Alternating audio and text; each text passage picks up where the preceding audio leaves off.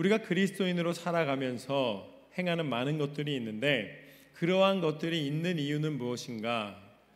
오늘 우리가 읽은 빌립보서 2장 말씀의 시작 전에 빌립보서 1장 말씀에서 우리의 인생에 대하여 뭐라고 말씀하시냐면 영적 전쟁이다 라고 하십니다.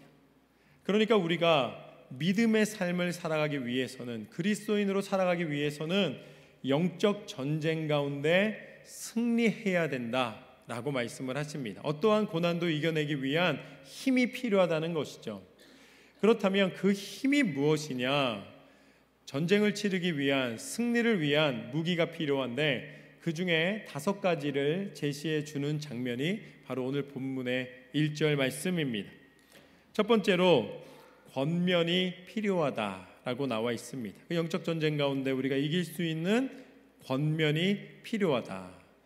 그런데 사람이 권면을 들으면 자신에게 유익하다는 것을 알기도 하고 원한다라고도 이야기를 하지만 막상 누가 권면을 하면 우리가 보통 뭐라 그럽니까? 잔소리한다 그래요. 잔소리한다. 그 지적한다 그러죠. 그러니까 권면이라고 듣기보다는 다르게 이제 듣기 싫어하는 그 성향이 있습니다. 보통 하나님의 그 말씀도 자신의 은혜가 충만할 때는 은혜로운 말씀으로, 순종의 말씀으로 받아들이지만 어느 순간에는 그냥 하나님이 원하시는 것으로 자기 인생 밖에다 놓는 경우가 많이 있습니다.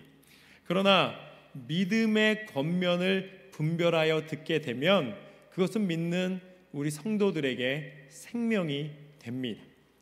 요나서 3장 말씀을 보면은 요나가 니느웨 성에 가서 하나님의 뜻을 전하는 장면이 나옵니다.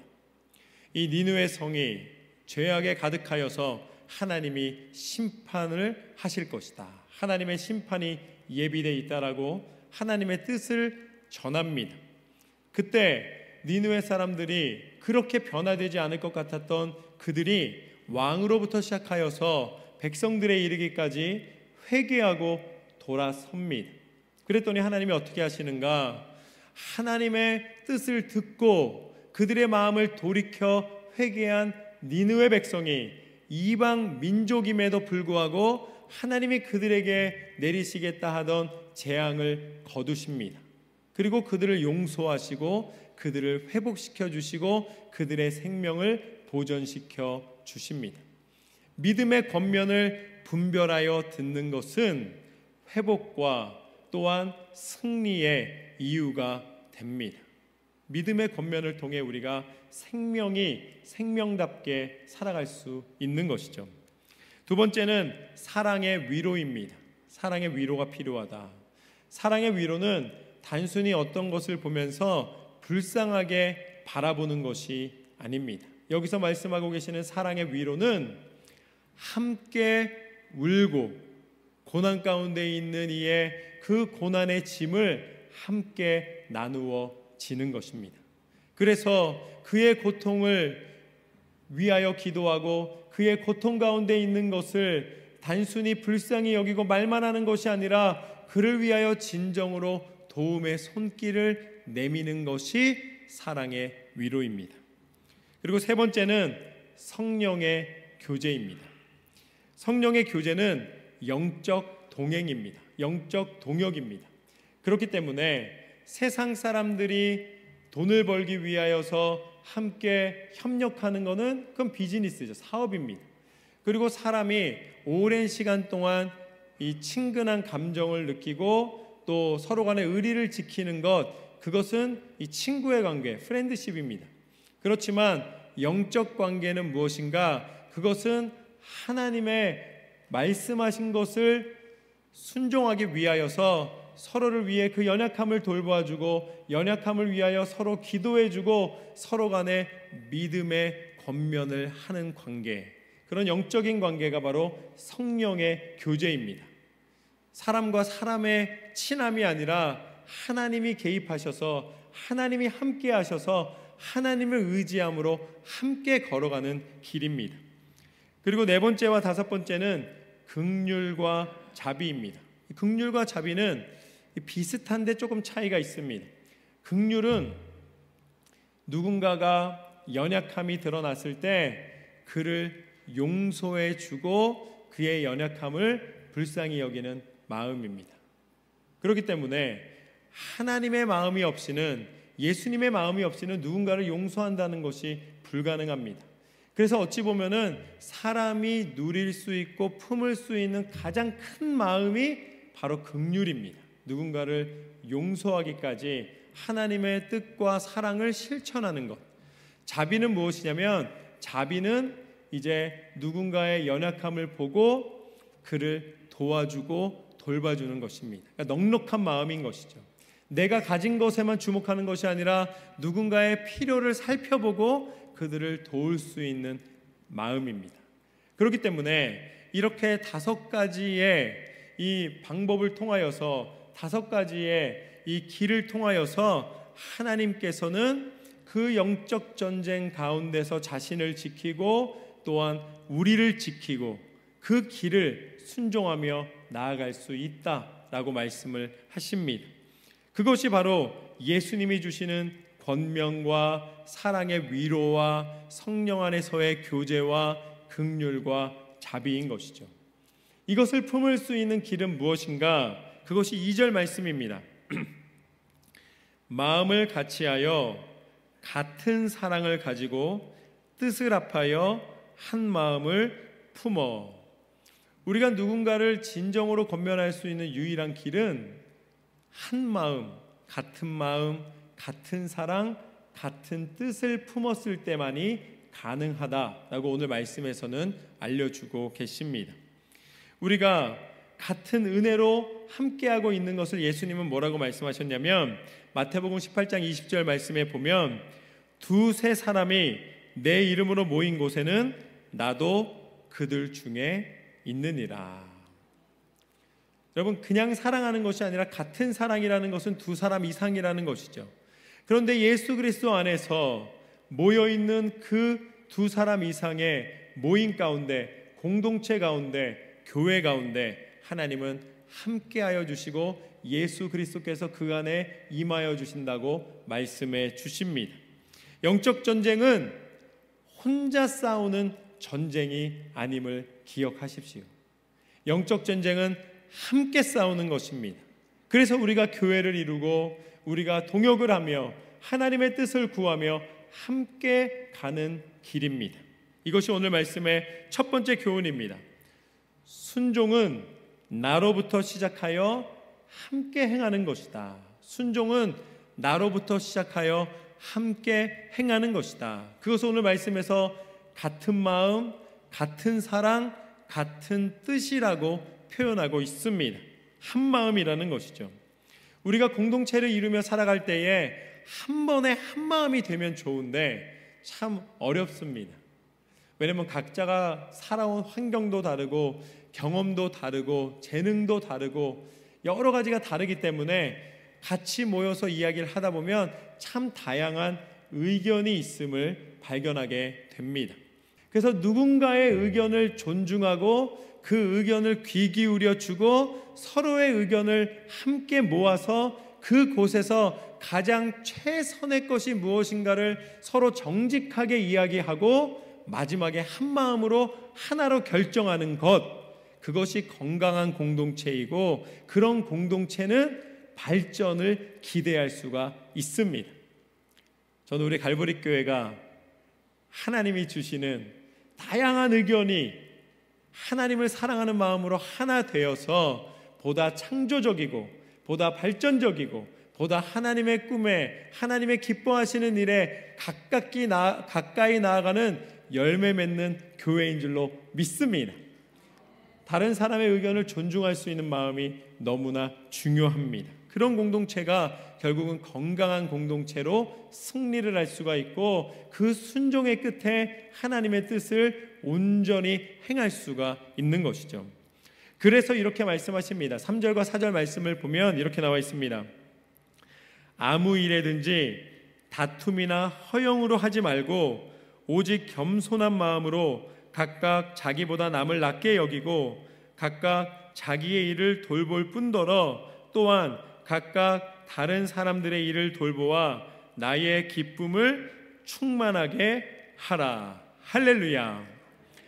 각각이 모여 우리가 된다는 것입니다. 우리 각각이 겸손함과 낮아짐과 섬김과 사랑으로 하나 되어서 하나님의 공동체를 이루어 하나님 앞에 영광 돌려드린다면 오늘 말씀 가운데 뭐라고 나와 있는가?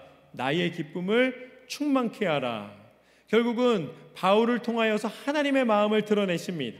예수 그리스도께서 이 땅 가운데 오셔서 이루신 순종의 복과 순종의 능력이 우리의 안에 있는 그 믿음과 행함의 기쁨을, 하나님 안에 거하는 기쁨을 누구도 빼앗아가지 못하도록 만들어주시는 줄로 믿습니다. 하나님이 우리 가운데 마음을 주시면 경쟁의 마음이 아니라 더 넉넉한 마음으로 누군가의 잘됨을 함께 기뻐해 주고 함께 그 은혜를 누리고 하나님이 주시는 기쁨 가운데 날마다 마음의 평강과 은혜를 고백하게 하십니다. 그것이 진정한 큰 은혜라는 것이죠. 그래서 말씀에서는 이렇게 말씀하십니다. 5절부터 7절까지 말씀을 보면 너희 안에 이 마음을 품으라.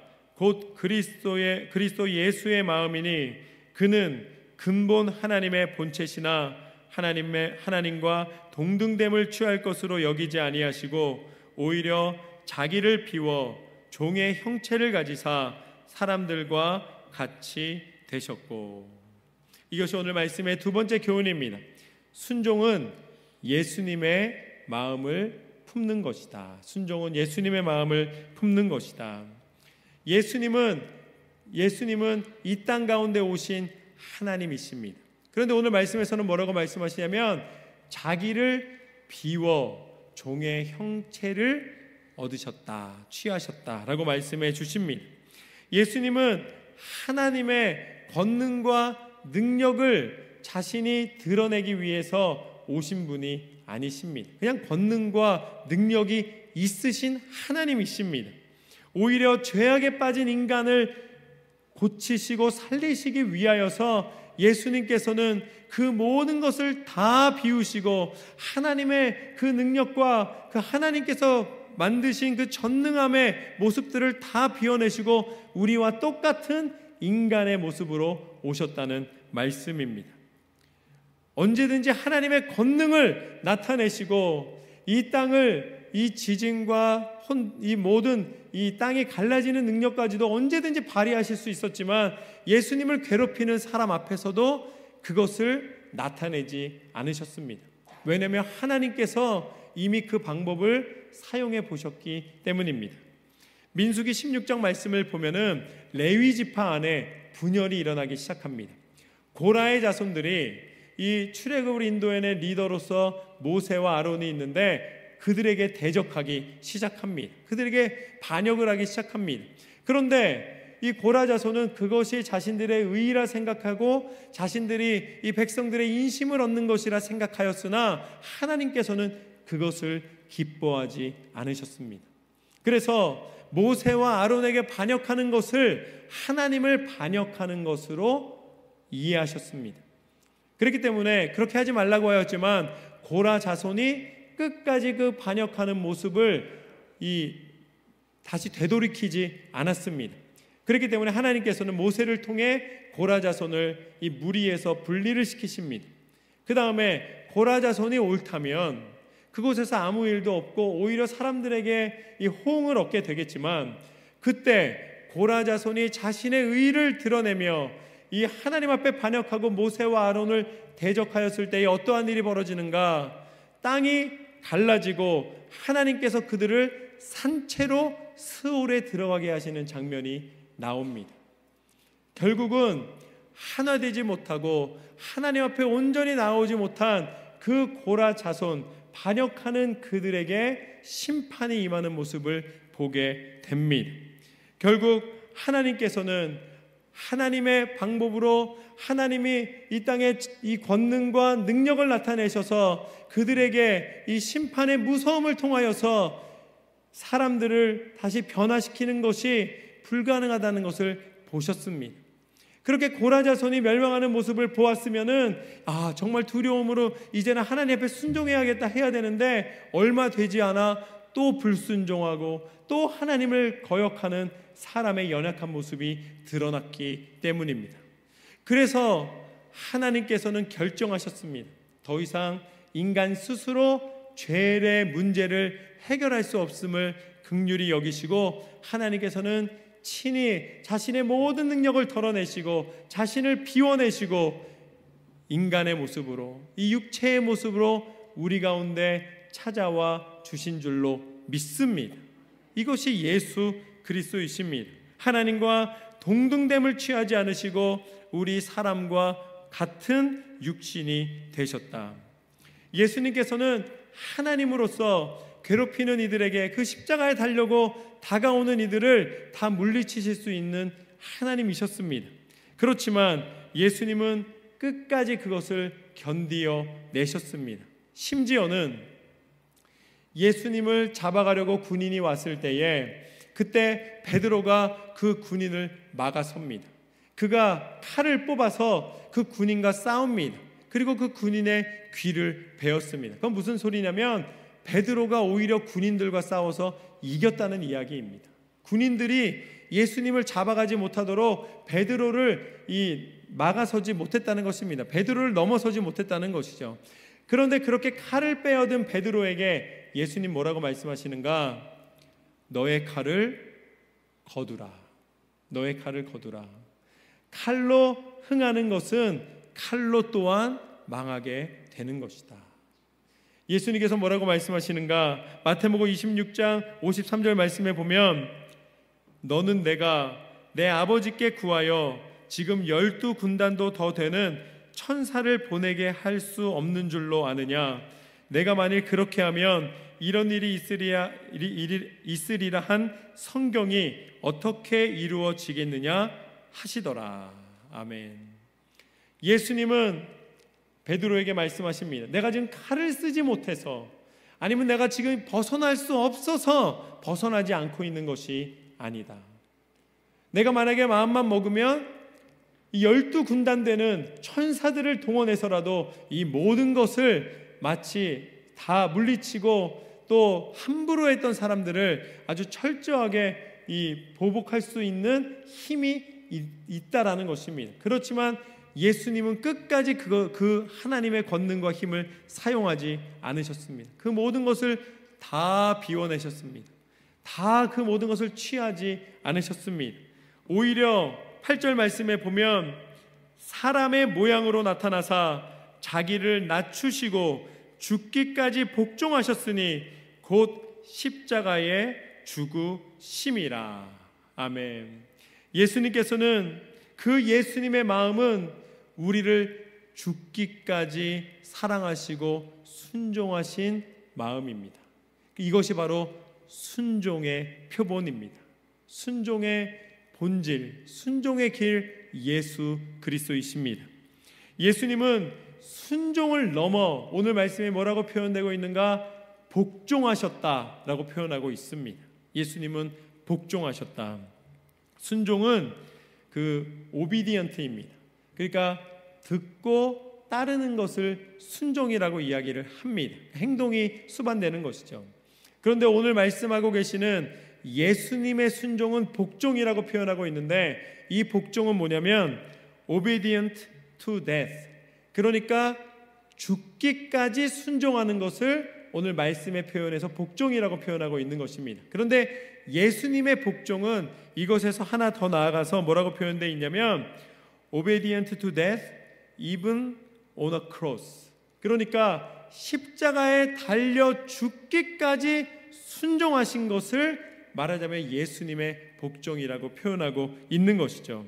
예수님이 우리를 살리시기 위하여서 순종을 넘어 복종을 하나님 앞에 하고 계십니다. 인간의 육신은 영원히 사는 존재가 아닙니다. 반드시 죽는 존재입니다. 그렇지만 하나님은 영원하신 하나님이십니다. 그래서 하나님은 죽음이 없으신 분이십니다.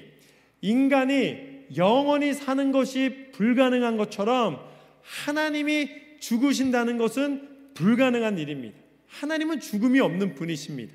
그렇지만 하나님께서는 이 땅 가운데 우리와 육신의 모습을 똑같이 취하고 오셔서 죽음이 없는 하나님이, 죽음이라는 것이 불가능하신 하나님이 우리를 사랑하시기에 그 불가능한 죽음을 우리를 대신하여 맞아 주신 것입니다.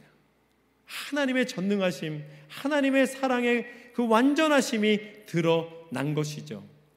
사람은 누구나 다 내 의로 내가 이제 모든 사람을 대신하여 죽겠노라 하면서 십자가에 달려 죽을 수 있습니다. 그런데 사람이 십자가 위에서 죽는 것은 조금 더 괴로운 죽음입니다. 때로는 그 죽음이 억울한 죽음이 될 수도 있고 자신이 범한 죄로 말미암아 죽는 형벌일 수가 있습니다. 그러니까 사람은 누구나 다 죽는데 죽는 방법과 시기가 다를 뿐이지 죽음이라는 것이 의가 될 수가 없습니다. 누구나 다 죽기 때문에. 그러나 예수 그리스도의 십자가가 능력이 되고 예수 그리스도의 십자가가 구원이 되는 이유는 이 땅에 죽음이 없으신 하나님이, 죽으실 필요도 없고 죽지도 않으시는 하나님이 우리를 대신하여 죽으셨기에 이 땅 가운데 죄악으로 말미암아 그 사망의 권세 가운데 무너질 수밖에 없는 인생이 예수 그리스도의 십자가의 죽음을 통하여서 다시 회복되고 도저히 그 죄악에서 풀려날 수 없을 것 같았던 그 불가능한 죄악의 사슬에서 풀려나 하나님이 허락하여 주신 자유함을 얻게 된 줄로 믿습니다. 이것이 예수 그리스도의 십자가의 순종, 그 복종을 통해 이루어 주신 참 능력과 구원의 은혜입니다. 이것이 있기에 우리는 매일마다 살아갈 힘을 얻게 되는 것이죠. 그래서 9절부터 11절까지 말씀을 통해 이렇게 나와 있습니다. 이러므로 하나님이 그를 지극히 높여 모든 이름 위에 뛰어난 이름을 주사 하늘 위에 있는 자들과 땅에 있는 자들과 땅 아래에 있는 자들로 모든 무릎을 예수의 이름에 꿇게 하시고 모든 입으로 예수 그리스도를 주라 시인하여 하나님 아버지께 영광을 돌리게 하셨느니라. 아멘. 이것이 오늘 말씀의 세 번째 교훈입니다. 순종을 통해 하나님이 영광을 받으신다. 할렐루야. 예수님의 그 순종, 그 복종을 통하여, 그 십자가의 은혜와 능력을 통하여 오늘 말씀은 뭐라고 말씀하시는가? 예수님의 이름이 지극히 높여 모든 이름 위에 뛰어난 이름이 되게 하신 줄로 믿습니다. 예수님의 이름이 선포된 곳에 모든 무릎이 꿇게 되고 세상의 그 무엇도 하나님 앞에 의를 자랑할 수 없게 되었습니다. 그리고 그 예수님의 이름이 선포되는 그곳에서 하나님의 영광이 나타나게 되리라. 이 놀라운 예수 그리스도의 순종을 통해 허락하신 하나님의 영광이 우리 삶 가운데 드러나는 방법이 있습니다. 그것이 무엇인가? 그것이 바로 기도입니다. 우리가 기도할 때에 아무리 이 개인적이고 아무리 이 사람들이 생각할 때 웃음이 나올 정도의 기도 제목이라 할지라도, 때로는 아무리 심각한 기도 제목이라 할지라도 그 모든 것이 이루어질 수 있는 이유는 무엇인가? 마지막에 우리가 무엇이라고 기도합니까? 예수님의 이름으로 기도드립니다. 아멘. 할렐루야. 우리의 모든 그 연약함 속에 드려지는, 그 신음하며 드려지는, 또한 기쁨 가운데 드려지는 모든 기도가 예수님의 이름으로 선포될 때에 하나님의 영광이 드러나게 되는 줄로 믿습니다. 낙심하고 근심하고 있지 마십시오. 걱정하고 있지 마십시오. 그 순간 무릎을 꿇고 기도할 때에 하나님이 그 기도를 들으실 뿐만 아니라 아들의 영광을 위하여서 응답하시고 그 선포된 예수 그리스도 이름의 권세를 통해 이루시고 역사하시는 줄로 믿습니다. 우리는 날마다 기도함으로 승리하며 응답받는 삶을 살아가는 예수 그리스도의 사람들입니다. 그 은혜를 날마다 누리시기를 주님의 이름으로 축원합니다. 오늘 말씀을 통해 우리는 세 가지의 은혜를 나누었습니다. 첫 번째, 순종은 나로부터 시작하여 함께하는 것이다. 우리가 그리스도 안에서 한 공동체된 한 교회된 것은 한 마음으로 한 순종으로 하나님 앞에 쓰임받게 되는 귀한 은혜의 자리인 줄로 믿습니다. 두 번째, 순종은 예수님의 마음을 품는 것이다. 예수님이 그 모든 영광을 다 버리시고 우리를 사랑하셔서 이 땅에 오신 것과 같이 우리가 예수님을 닮은 모습으로 살아간다는 것은 내 기준과 내 모든 자랑을 버리고 예수 그리스도의 이름의 권세를 드러내는 삶인 줄로 믿습니다. 마지막으로 순종을 통해 하나님이 영광을 받으신다. 말씀대로 순종하고 또한 기도로 나아가서 하나님 앞에 날마다 승리하시는 우리 모든 성도님들 되시기를 주님의 이름으로 축원합니다.